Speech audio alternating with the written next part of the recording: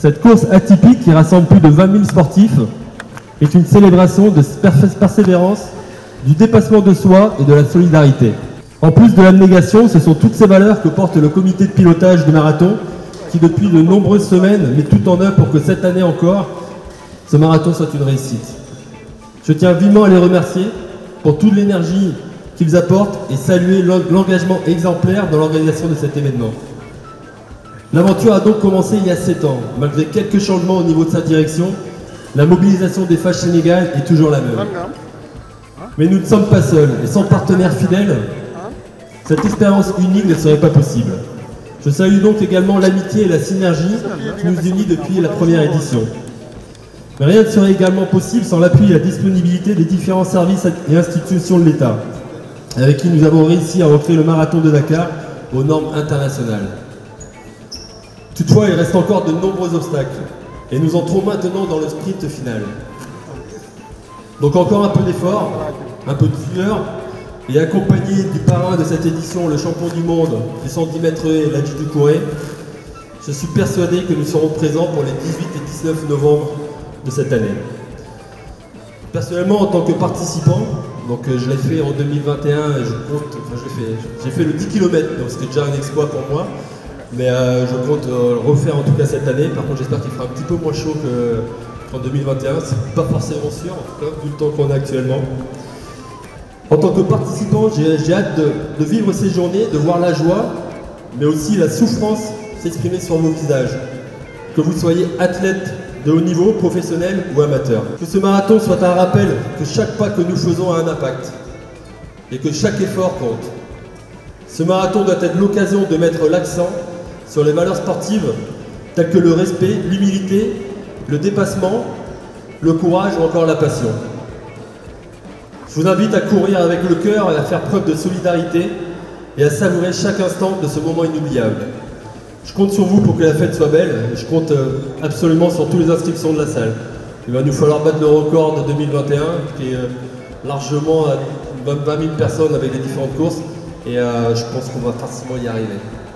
Voilà, vive le sport et vive le marathon de Dakar. Merci à tous. En 2016, quand nous organisions la première édition, c'était simplement pour relever un défi, car aucun des membres de la direction n'avait auparavant organisé ou participé à un marathon. On était quand même téméraires. Mais heureusement, nous avions à côté de nous des gens rompus à la tâche qui nous ont permis de réussir avec brio cette première édition. Notre ambition à Eiffage Sénégal a toujours été de faire de la société un groupe Eiffage en miniature. C'est la raison pour laquelle nous avons fait de ce marathon un rendez-vous biannuel à l'image du marathon de Millau où les Sénégalais pourraient allier le sport, la culture et le bien-être. Une occasion bien sûr de promouvoir le Sénégal en mettant en avant tous ses atouts et en le plaçant sur la scène internationale. Avec l'appui continu des autorités, nous avons rempli toutes les exigences pour que Dakar ait son marathon aux normes internationales au bénéfice de la population. Aucun doute que cette 4e édition tiendra forcément toutes ses promesses. Et ce sera à l'arrivée un beau parcours, une bonne organisation, un plateau élite de haut niveau et des dotations de qualité.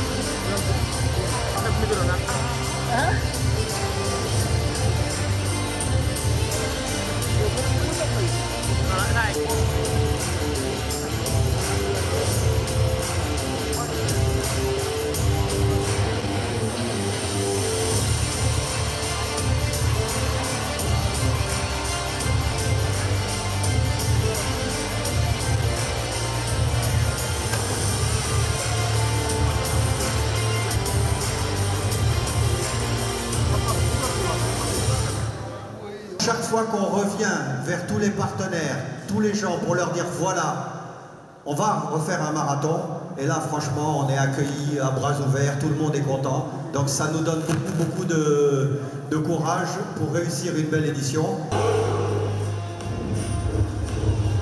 Pour la 4e année consécutive, FH est fier d'organiser le marathon FH Dakar.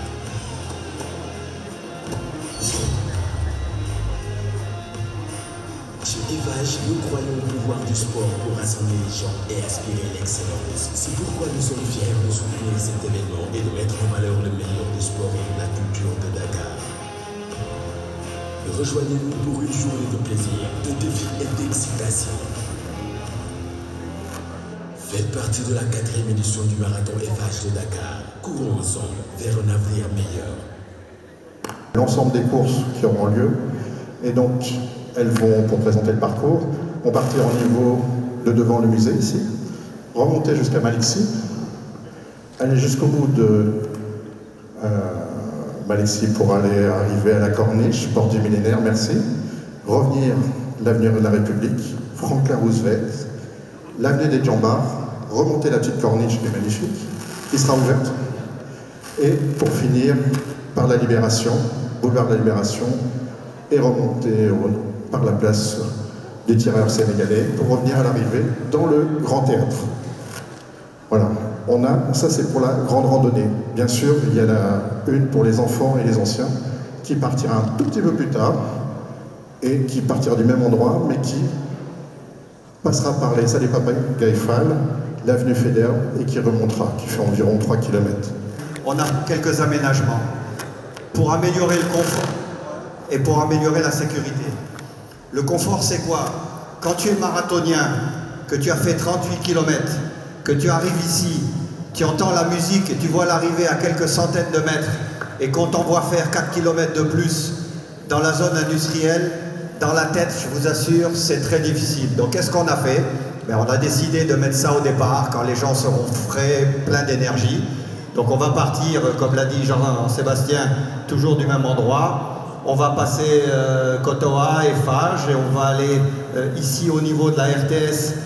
On va rentrer à l'intérieur des allées du Général de Gaulle. Alors ce parcours sera commun au semi-marathon et au marathon, y compris pour les handis que les autres coureurs. Ensuite on va revenir... Oui, ok, donc c'est revenu ici. On va revenir porte du Millénaire et on va partir, donc dérouler le parcours. La séparation, le semi va se faire à l'université, on va rentrer dans l'université, on va ressortir et à la sortie, le semi va revenir, alors que le marathon va continuer et va faire le même l'année dernière, il y a 2 ans, pardon, en passant par la nouvelle route et après l'ancienne route des Mamelles au retour et la boucle des Abadis.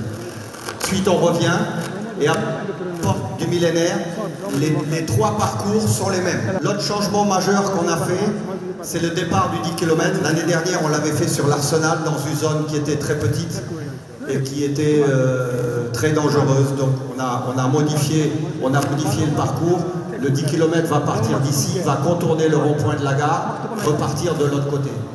C'est très difficile de faire des modifications comme ça parce que nos parcours sont homologués. Ici aussi, on a fait une modification pour ceux qui se souviennent. La dernière fois, l'entrée était là-haut, mais l'entrée était vraiment très difficile avec un très gros virage. Donc on a déplacé l'entrée ici. Donc on va avoir un S, mais qui est facile à faire. Et surtout, il y aura une bien meilleure ambiance parce que l'autre fois, on rentrait là, mais il n'y avait pas de public et c'était pas très agréable pour les coureurs. Tandis que là, toute cette zone-là est libre. Donc les gens seront là, et ici c'est le cœur du village où il y a toutes les activités que Jean-Sébastien va vous présenter après. Donc les gens pourront accueillir les coureurs qui termineront suivant sur la même ligne d'arrivée. Donc on aura pour chaque épreuve un départ handi, un départ valide et ainsi de suite. Il y a plusieurs types d'inscriptions. Pour le grand public, il y a ce qu'on appelle les inscriptions individuelles. Et cette année, sur les inscriptions individuelles, il y a une grande nouveauté. C'est un petit peu ça qui nous demande quelques temps supplémentaires pour tester, puisque vous allez pouvoir vous inscrire en ligne avec un paiement mobile. Les paiements mobiles au Sénégal sont pratiqués par tout le monde, et donc vous allez pouvoir vous inscrire en ligne sur le site du marathon en payant avec votre terminal, avec votre téléphone, comme vous le faites dans beaucoup de points de vente. Donc ça, c'est la grande nouveauté de cette année et on espère que ça nous permette de remplir encore mieux le marathon cette année et ça sera surtout beaucoup plus pratique. Pour ceux qui ne peuvent pas se déplacer, qui ne peuvent pas utiliser cette méthode un petit peu technologique, on va bien évidemment réinstaller une quinzaine de points d'inscription répartis dans toute la ville. Là aussi, on a encore quelques accords à passer pour pouvoir installer ces points de collecte, mais les gens qui préfèrent venir se déplacer sur place pour être aidés dans leur inscription pourront se déplacer sur le site. Donc ça, c'est la partie inscription individuelle. Mais on a aussi un gros quota de coureurs qui sont les inscriptions de groupe. Et donc, ces inscriptions de groupe, c'est quelque chose qui est très important pour vous les partenaires, pour vous les institutionnels et tous les gens qui sont dans les clubs de sport, puisque ça va vous permettre de fédérer vos équipes autour d'un événement sportif et festif. Donc les inscriptions de groupe, on va les lancer également très très bientôt et vous allez avoir des représentants du marathon qui vont venir vous voir dans vos bureaux, dans vos entreprises et qui vont vous accompagner pour inscrire vos groupes de coureurs. Jean-Sébastien vous a présenté le village. Et bien sur ce village aura lieu le retrait des dossards. C'est un moment important de l'événement puisque c'est là où on récupère son dossard avec sa puce, la puce de chronométrage. Le coureur va récupérer également donc, son sac coureur avec un t-shirt, avec un flyer qui va lui donner toutes les informations pratiques pour venir récupérer son dossard, et puis la dotation de nos partenaires. Le marathon de Dakar de cette année sera organisé dans un contexte particulier, marqué par l'arrivée de M. Franck en tant que DG de IFAJ. C'est pourquoi le pari d'une organisation impeccable doit être gagné sur le plan de la mobilisation et de la technique pour lui permettre de mieux apprécier cet événement très cher à la ville de Dakar. À ce propos, j'exhorte le comité d'organisation et les journalistes à ne ménager aucun effort dans la communication pour une bonne vulgarisation de ce marathon.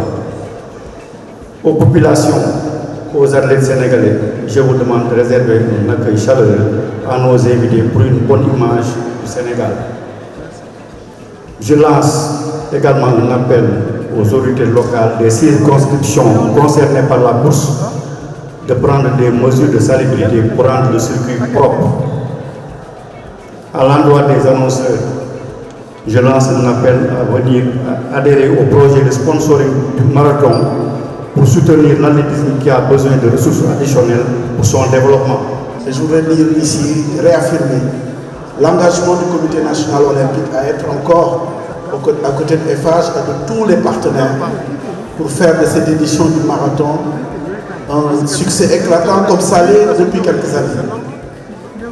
Et pour nous c'est important parce que 2 raisons. La première c'est que le comité de pilotage, j'ai beaucoup entendu ce qu'ils sont en train de faire, le savoir-faire qu'ils sont en train de développer, l'expertise dans l'organisation des grands événements.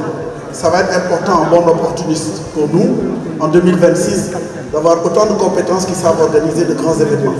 Parce que 2026, c'est le Sénégal qui accueille le monde entier. Deuxième élément qui est très important, et je voudrais saluer vraiment la ville de Dakar qui se positionne aussi en partenaire, parce que la ville, c'est la ville olympique qui accueille les Jeux.